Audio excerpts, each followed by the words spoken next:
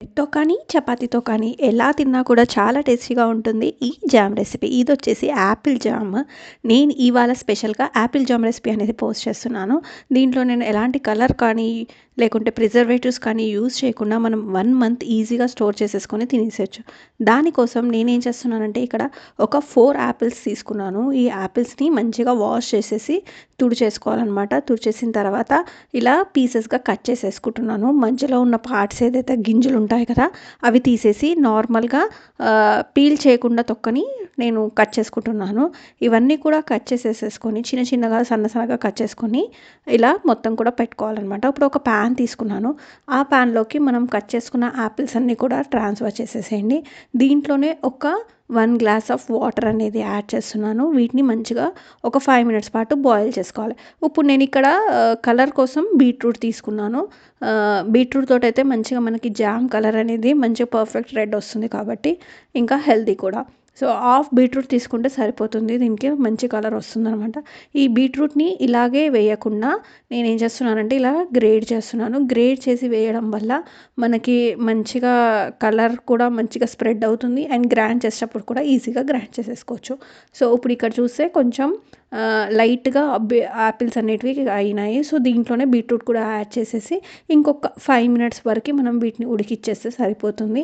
కొంచెం యాపిల్స్ అనేవి సాఫ్ట్‌గా అయిపోతే మనకి చాలనమాట. మంచిగా టోటల్ ఇట్లా స్మాష్ అక్కర్లేదు. మనం మిక్సర్‌లో జార్‌లో వేసేస్తే సరిపోతుంది. ఇప్పుడు ఇదంతా కూడా మంచిగా కూల్ డౌన్ చేసేసుకోండి. అంతా బాగా చల్లారిన తర్వాతనే ఇలా జార్‌లో వేసుకోండి. వేడి వేడిగా ఉన్నప్పుడు వేసేదానికంటే చల్లగైనాక వేస్తేనే మనకి ప్యూరీ అనేది మంచిగా పర్ఫెక్ట్‌గా వస్తుంది. కంపల్సరీ ఇలా స్ట్రెయినర్ అనేది వాడండి. మనకి చాలా సాఫ్ట్ ప్యూరీ రావాలి అనమాట. సో, దానికోసం నేను ఇలా స్ట్రెయినర్‌ని వాడుతున్నాను. మళ్ళీ ఇక్కడే నేను ఎలాంటి వాటర్‌ని యాడ్ చేయకుండా ఉన్న దాంతోనే యాడ్ చేస్తున్నాననమాట. ఉన్న దాంతోనే ప్యూరీ చేసేసి మిగిలింది మాత్రం తీసేసేయాలి లాస్ట్‌లో. తర్వాత ఇప్పుడు ఇక్కడ నేను దీన్ని కౌంట్ చేసుకుంటున్నాను. మనకి ఇక్కడ షుగర్ ఎంత పడుతుంది అనేది. సో, నాకు టోటల్‌గా అప్రాక్సిమేట్లీ 2 కప్స్ ఆఫ్ ఇది యాపిల్ ప్యూరీ అనేది వచ్చింది మనకి. సో, దీన్ని బాయిల్‌కి పెట్టేసి ఒక 5 మినిట్స్ పాటు దీన్ని కొంచెం బాయిల్ చేయనిద్దాము. 5 మినిట్స్ తర్వాత బాయిల్ అయ్యాక నేను ఇక్కడ 3/4 కప్ ఆఫ్ షుగర్ తీసుకుంటున్నాను. మీకు చాలా ఎక్కువ స్వీట్‌గా కావాలి అంటే టోటల్ 1 కప్ తీసుకోవచ్చు. నాకైతే మేము చాలా లైట్‌గానే తింటాం కాబట్టి కొంచెం దీని ప్లేస్‌లో జాగరీ కూడా యాడ్ చేయొచ్చా అని చాలామందికి డౌట్స్ వస్తూ ఉంటాయి. ఒక్కసారి నేను ట్రై చేసి మీకు మళ్ళీ అప్డేట్ ఇస్తాను దీని మీద. సో, ఇలా మంచిగా షుగర్ అనేది మెల్ట్ అయిపోయింది. ఇప్పుడు మనకి కన్సిస్టెన్సీ చూస్తే లిక్విడ్ అయి ఉంటుంది. ఇప్పుడు ఇక్కడే నేను ఒక లెమన్ అనేది పిండుతున్నాను హాఫ్. ఎందుకంటే ప్రిజర్వేటివ్స్ ఏమీ యాడ్ చేయట్లే కదా మనము. సో, ఈ లెమనే మనకి మంచి ప్రిజర్వేటివ్‌గా ఉంటుందనమాట.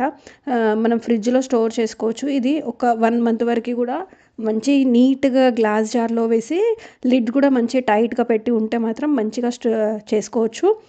ఇప్పుడు ఇక్కడ మనకి షుగర్ అనేది కొంచెం దగ్గరికి లిక్విడ్ అయిపోయి కొంచెం ఈ జామ్ అనేది దగ్గరకు పడే వరకి మనము దీన్ని బాగా బాయిల్ చేసేసేసినాను.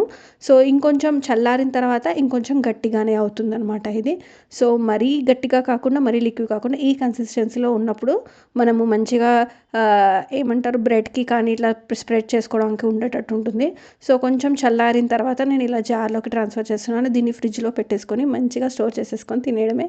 వీడియో నచ్చితే లైక్ చేయండి, షేర్ చేయండి, subscribe to DV recipes. Bye bye.